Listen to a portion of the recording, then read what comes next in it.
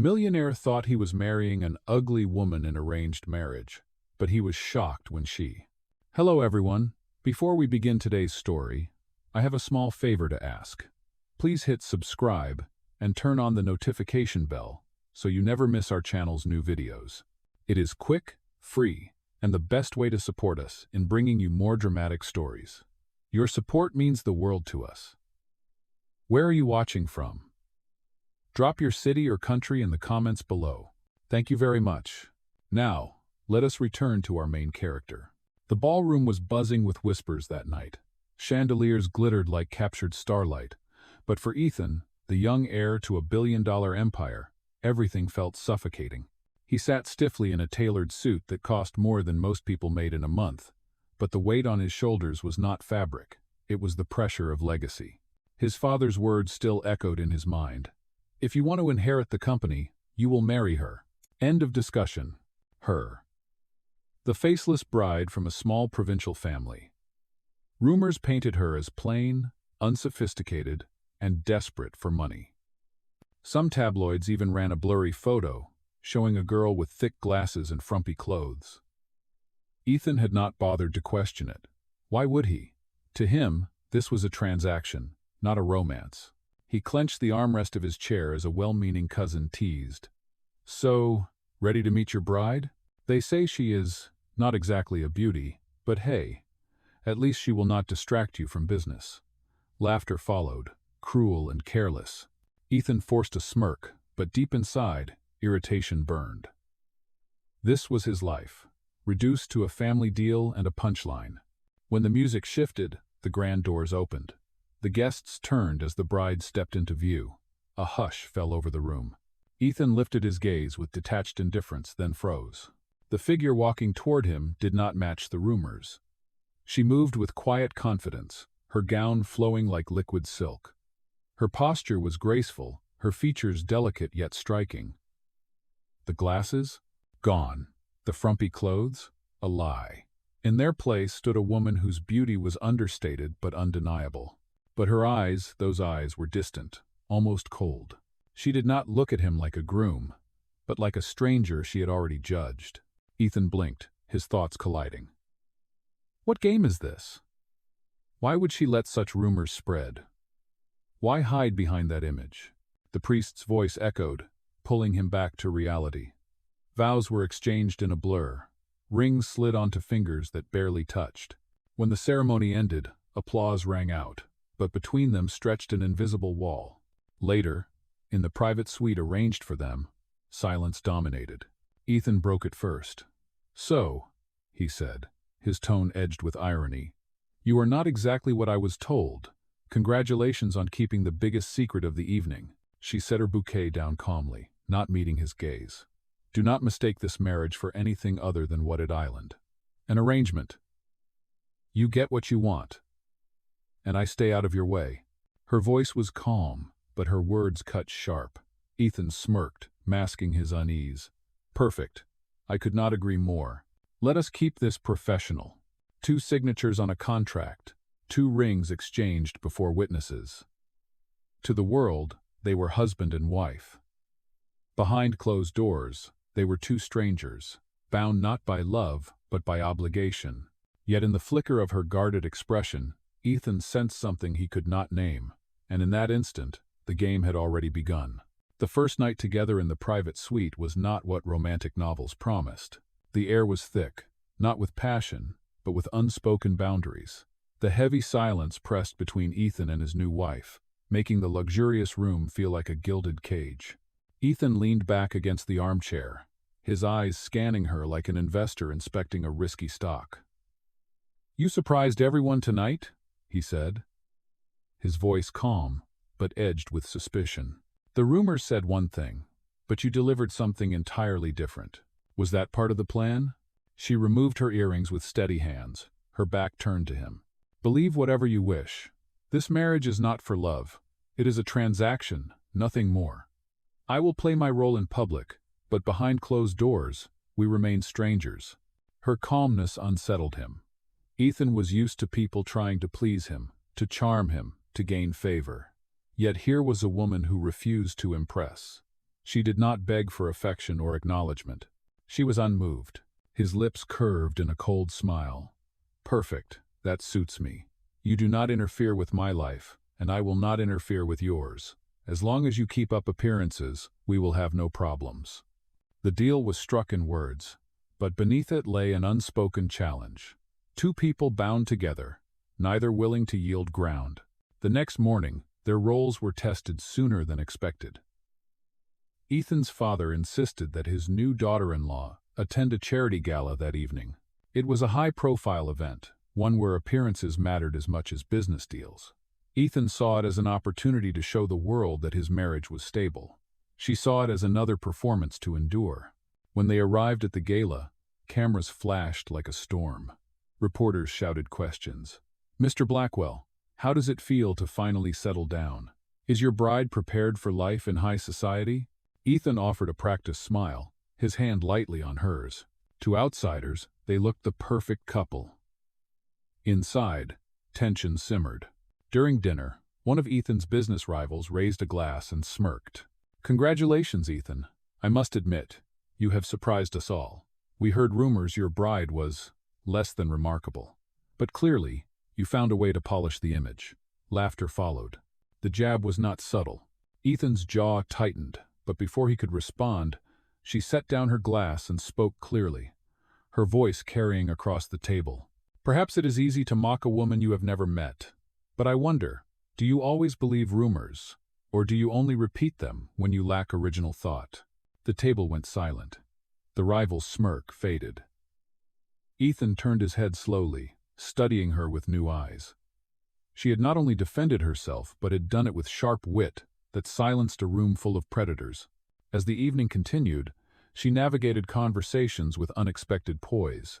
She discussed charity projects, spoke about education, and listened attentively to people who were often ignored.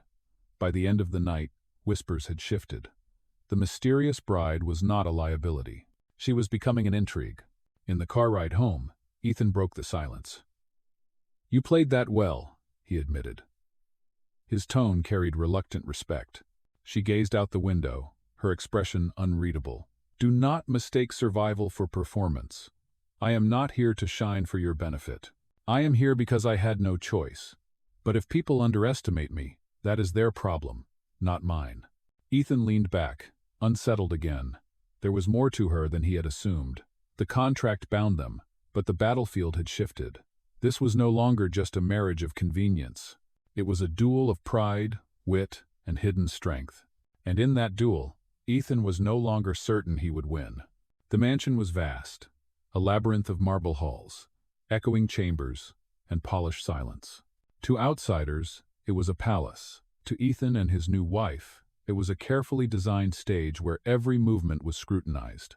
The morning after the gala, the staff lined up politely, greeting the couple with bows and smiles. Ethan noticed how their eyes lingered on her.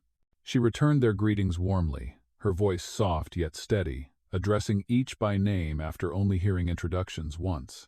That detail did not escape him. People who worked under his roof often faded into the background. For her, they seemed to matter. Later that day, they sat across from each other at the breakfast table that could seat 20. A porcelain teapot steamed between them. Ethan skimmed through the business section of the newspaper, his eyes darting occasionally toward her. She sipped her tea slowly, almost deliberately ignoring his presence. The silence was not hostile, but it was thick with distance. Finally, Ethan set the paper down. "You are adjusting quickly," he remarked. "Most would be overwhelmed." She did not look up. "I have lived through worse than polite dinners and empty halls. This mansion is not intimidating. Loneliness Island." Her words lingered. Ethan did not reply. He was not ready to admit how much they resonated with him. That evening, Ethan insisted she accompany him to another formal event, a networking dinner with potential investors. She agreed without resistance, but only on the condition that they lay out ground rules. "In public, I will smile, I will stand by your side, and I will act the role of the perfect wife. In private, we live our separate lives. Do we understand each other?" Ethan smirked. Crystal clear. At the dinner, the investors tested her with veiled questions, probing her background, searching for weaknesses. Ethan expected her to falter, but she surprised him again. She deflected invasive inquiries with grace, turned awkward moments into opportunities, and even offered insights on community projects that impressed men twice her age. At one point, an investor challenged Ethan aggressively on a deal. Ethan was preparing to fire back when she leaned forward, calmly reframing the discussion. She shifted the spotlight, easing tension, and within minutes, the investor softened. Ethan sat back, watching in silence. His contract bride had just rescued his reputation without making it look like rescue. When the evening ended and they returned to the mansion, Ethan finally said, "You have a sharp mind." That was unexpected. She placed her clutch on the table and met his gaze without flinching. "Do not assume you are the only one who knows how to play this game. If you protect your empire with strategies, I protect myself with mine." Ethan chuckled lightly, though beneath the sound was a reluctant admiration. For the first time, he saw her not as a burden, not as a rumor, but as a formidable partner. Yet the walls between them remained. At night, their separate rooms stood as silent proof of the arrangement. She closed her door, he closed his, and the mansion returned to its echoing emptiness. But as Ethan lay awake staring at the ceiling, her words replayed in his mind. Loneliness is intimidating. He had wealth, power, influence, yet, in that vast estate, he had never felt the truth of those words more deeply than now. And whether he admitted it or not, her presence was beginning to change him. The weeks passed, and what began as a cold arrangement began to shift in subtle, almost imperceptible ways. Ethan noticed it first in the kitchen. One afternoon, he found her standing beside the housekeeper, carefully chopping vegetables. The staff seemed shocked. No member of the Blackwell family had ever touched a knife for domestic chores. Yet she laughed softly with them, her hands steady, her presence warm. Ethan lingered in the doorway, unseen, listening as she asked about their children, their daily struggles, their lives outside the mansion. She remembered their names, their stories, and treated them with a kindness that felt foreign in this house. For a moment, Ethan wondered which of them truly held the greater wealth, him, with his billions, or her, with her ability to make people feel valued. That evening, he confronted her casually at dinner. "You do not have to lower yourself by working with the staff," he said. More curious than judgmental. She looked up, her eyes steady. "Lower myself? Or raise them to the place they deserve? Respect does not cost me anything, Ethan. But to them, it changes everything." Her words unsettled him again. He looked down at his untouched steak, realizing that in his world of contracts and negotiations, he had forgotten the power of simple decency. A few nights later, after a late board meeting, Ethan returned to the mansion and found her in the library. She sat curled in a chair, reading by the soft glow of a lamp. She had fallen asleep with a book open on her lap. For reasons he could not explain, he stood there, just watching. In that stillness, the layers of her cold facade seemed to fall away. She was not a stranger, not an adversary, but a woman carrying her own quiet battles. Something stirred in him, a feeling he had long buried beneath ambition. Loneliness pressed against him again, sharper this time, but so did an urge to reach across the wall between them. The chance came unexpectedly. One evening, Ethan drank more than usual at a business celebration. When he returned home, the alcohol loosened the walls he kept so carefully built. She found him sitting alone in the dark study, his tie undone, his expression weary. "You should go to bed," she said softly, pausing at the doorway. He looked up, his eyes glazed but vulnerable. "Do you know what it is like to be surrounded by people and still feel completely alone?" Her expression shifted, but she did not move closer. She only said, "Yes, I do." The silence that followed was heavier than any argument. For the first time, Ethan felt seen, truly seen. Later, as she helped him upstairs, he mumbled words he might never have spoken sober. "Maybe you are not what I expected. Maybe that is a good thing." She said nothing, only guided him to his room, leaving him with a glass of water and a folded blanket. But long after she closed the door, the image of her steady presence lingered. That night, Ethan realized the cracks in their arrangement were no longer weaknesses to exploit. They were openings, and through them, something unfamiliar was beginning to grow. The turning point came on a stormy night. Rain lashed against the tall windows of the Blackwell estate, and thunder rolled over the hills. Ethan had returned late from a grueling board meeting, his mind clouded with both business pressures and the memory of their brief but piercing exchange in the study. As he entered the foyer, a sudden dizziness overtook him. He gripped the railing, his vision blurring. By the time he reached the staircase, his body gave out, and he collapsed heavily against the cold marble floor. The sound drew her immediately. She rushed down the corridor, her gown brushing the floor as she dropped to his side. "Ethan!" Her voice was sharp with alarm, breaking through the calm armor she usually wore. He tried to wave her off. "I am fine. Just tired." But his skin was pale, his forehead clammy. She pressed her hand to his brow and felt the fever burning through him. "This is not exhaustion. You are burning up." With effort, she managed to guide him into the guest lounge nearby. She called for hot water, clean towels, and medicine. Her tone commanding, leaving no room for hesitation. The staff obeyed instantly, but she stayed by his side, her hands steady even as worry flickered in her eyes. For hours, she cared for him. She pressed a cool cloth to his forehead, coaxed him to drink water, and adjusted the blanket around his shoulders. At one point, when he stirred restlessly, she whispered, "Rest, Ethan. You do not always have to fight everything alone." Through the haze of fever, he caught fragments of her voice. It was not cold, not distant, but warm, gentle. For the first time since their wedding, he felt a comfort that did not come from wealth, from doctors, or from deals, but from her presence. By dawn, the fever had broken. When he opened his eyes, he found her sitting beside him, her head resting against the arm of the chair, her hand still lightly on his arm as if she had fallen asleep guarding him. The sight disarmed him. This woman, who had sworn their marriage was nothing more than an arrangement, had stayed up all night to ensure his well-being. He shifted slightly, and her eyes opened. She straightened, pulling her hand back quickly, as if remembering the boundaries they had drawn. "You should be more careful," she said quietly. "You push yourself too hard." Ethan's voice was hoarse, but it carried sincerity. "Why did you stay?" She hesitated, then replied, "Because even in a contract, humanity matters. I could not leave you like that."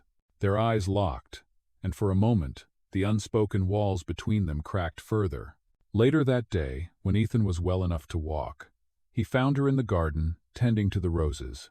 He stood silently, watching her hands brush soil from the leaves, her face calm in the morning sunday. Something inside him shifted. Gratitude mingled with admiration. And behind that, a stirring he had not allowed himself to feel in years. From that night on, every time he looked at her, he no longer saw a stranger bound by paper. He saw the woman who had stayed when she had every reason to leave. And though neither of them said it aloud, they both knew the balance of their arrangement had begun to change. The fever incident left an invisible mark between them. Ethan found himself watching her more often, not with suspicion as before, but with a reluctant fascination. Every small gesture began to matter. The way she greeted the staff, the way she paused to listen when someone spoke, the way her presence calmed the atmosphere in a room that often echoed with tension. He tried to convince himself it was nothing, a simple gratitude for her care. Yet gratitude did not explain the way his chest tightened when she brushed past him in the hallway, or the way her voice lingered in his thoughts long after she had gone to her separate room. One evening, a corporate gala tested their fragile boundaries again. The press circled like vultures, cameras flashing, microphones thrust forward. Ethan slipped into his usual performance, his confident smile masking the pressure.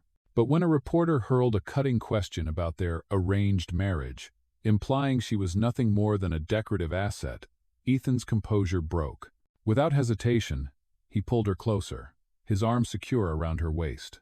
"My wife is not a decoration," he said firmly, his voice carrying over the crowd. "She is my partner. Speak about her with respect." The words shocked even him. He had not planned to say them, yet they rang with a truth he could no longer deny. She glanced at him then, her eyes wide for just a heartbeat before she composed herself. When the cameras captured that look between them, It was electric, too real to be dismissed as performance. Later that night, when they returned to the mansion, she confronted him quietly. "Why did you do that? You did not need to defend me." Ethan met her gaze, his voice steady but softer than usual. "Because you deserve it.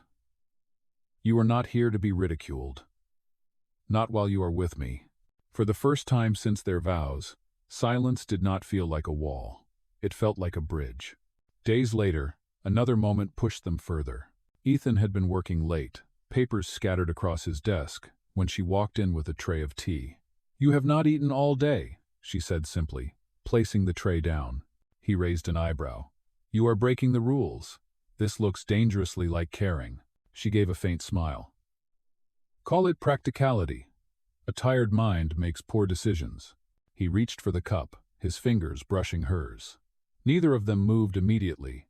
The contact was brief, but it carried a weight that lingered long after. As he drank the tea, warm and steadying, he caught her watching him with an expression he could not decipher, part distance, part something deeper. That night, sleep eluded him. He lay awake, replaying every word, every glance, every fleeting touch. For the first time, the contract no longer felt like a cage. It felt like a veil, thin, fragile, and ready to be lifted. The next day, when they crossed paths in the garden, Ethan paused. "About last night," he began, his voice lower than usual. She looked at him, her expression unreadable. "It was tea, Ethan. Nothing more." But they both knew it was more. The boundaries they had built so carefully were crumbling, and in the cracks, something dangerous, undeniable, and real was beginning to grow. The illusion of control shattered on a quiet afternoon. Ethan was in his office, reviewing contracts, when his phone buzzed with a message from an unknown number. Attached was a photograph, an old image of his wife, dressed plainly, wearing thick glasses, the same picture that had fueled the cruel rumors before their wedding. Below it was a message. "Do you still think she is who she claims to be?" Confusion tightened in his chest. He had dismissed the rumors long ago, yet now the photograph returned like a ghost. Questions stirred, clawing at him. Why had she allowed such an image to circulate? Why had she hidden her real self so carefully? That evening, he confronted her. She was in the garden, pruning roses with calm precision. "Tell me the truth," Ethan demanded, holding out the photo. "Why did you let them believe this? Why did you let me believe this?" She froze, her hands still on the stem of the rose. For a moment, the mask she wore so well slipped. Then, with a steady breath, she spoke. "Because sometimes, letting people underestimate you is safer than letting them see who you really are." Her voice was firm, but her eyes revealed the weight of secrets. She went on, "That photo is real, Ethan. That was me years ago. I was not glamorous. I was not powerful. I was just an ordinary woman trying to survive. But the world decided that being ordinary was weakness, so they mocked me. I let them, because it was easier than fighting battles I could not win at the time." Oh, Ethan felt the ground shift beneath him. The rumors had not been lies. They had been fragments of her truth, twisted and exaggerated. Yet what stunned him most was not her past appearance, but her courage to face it. He stepped closer, his voice low. "You let me think you were a stranger. Why?" Her eyes met his. "Because if you saw the real me, you might have dismissed me like everyone else, and I could not afford to be dismissed again." The admission struck him harder than any accusation. For the first time, he realized how deeply he had judged her through the lens of wealth and appearances. She had carried not only his name, but also the scars of ridicule. Alone, Ethan reached out, but she stepped back slightly, holding her ground. "I did not marry you to be rescued," she said quietly. "I married you because I had no choice.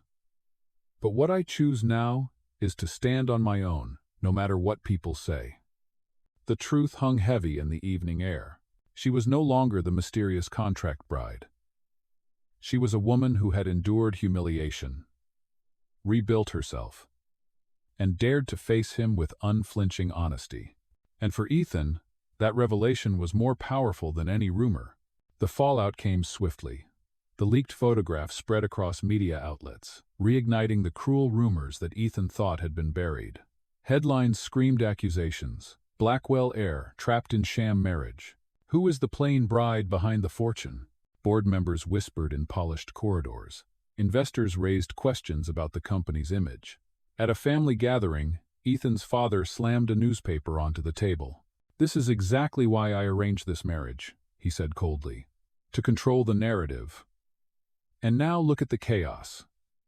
End it, Ethan. File for annulment before the brand collapses." For the first time, Ethan did not flinch under his father's command.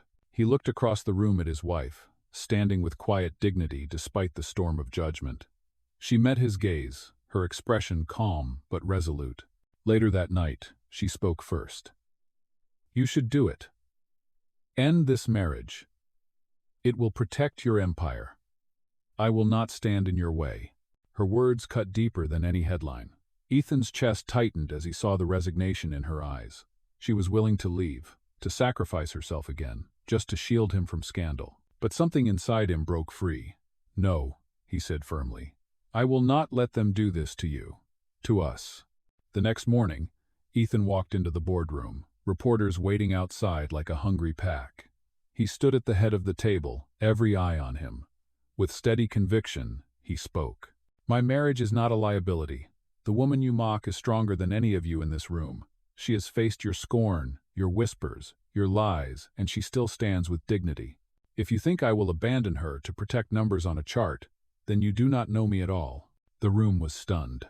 No one had expected him to defy the narrative. But Ethan was not finished. "From this day forward, I will not tolerate a single insult against my wife. Anyone who cannot respect her cannot work with me." The declaration reverberated beyond the boardroom. Reporters captured his words, headlines shifted, and slowly, the scandal began to crack. The villain was no longer the woman in the photograph, it was the cruelty of those who had judged her.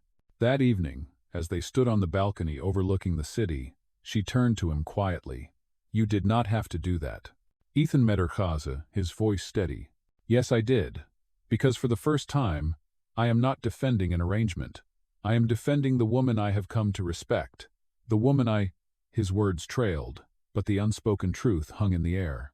The crisis had forced Ethan to choose. And in choosing her, he had not only protected her dignity, he had finally claimed his own. The storm of scandal eventually quieted, not because the world grew kinder, but because Ethan had refused to bend. His public defense of his wife had shifted the narrative. Instead of whispers about an unworthy bride, people now spoke about the Blackwell heir who chose loyalty over image. Respect, grudging at first, began to spread. Within the mansion, however, the most important change was silent and personal. Ethan no longer saw her as a stranger bound by a contract. He saw her as the woman who had stood steady when the world tried to tear her down. One evening, he found her in the study, seated at the desk with a small notebook. She closed it quickly when he entered, but not before he noticed the pages filled with sketches, little fragments of her thoughts, moments she had captured in pencil strokes. "You draw," he said softly. She hesitated, then nodded. "It helps me remember who I am, when everything else feels borrowed." Ethan reached for the notebook, but instead of taking it, he placed something else in her hands, a small velvet box. Inside was the wedding ring he had given her on their wedding day, the one that had felt like a symbol of obligation, not love. "I gave this to you as part of an arrangement," he said, his voice steady but filled with emotion. "Tonight, I want to give it to you again, not because I must, because I choose to." Her breath caught, her fingers trembling around the ring. "Ethan." He stepped closer. "I cannot change how this began, but I can decide how it continues. I do not want a contract. I want a marriage, a real one. With you." The silence between them was not heavy anymore. It was alive, waiting. She looked into his eyes and saw no trace of the cold, guarded man she had first met. What she saw was honesty, raw and unpolished. Slowly, she slid the ring back onto her finger. "Then let us build something real," she whispered. For the first time, they embraced not as strangers, not as partners in a bargain, but as two people who had finally chosen each other. Outside the window, The city lights shimmered like 1,000 witnesses. And for Ethan and his wife, the battle against judgment had not only ended in justice, it had given birth to love.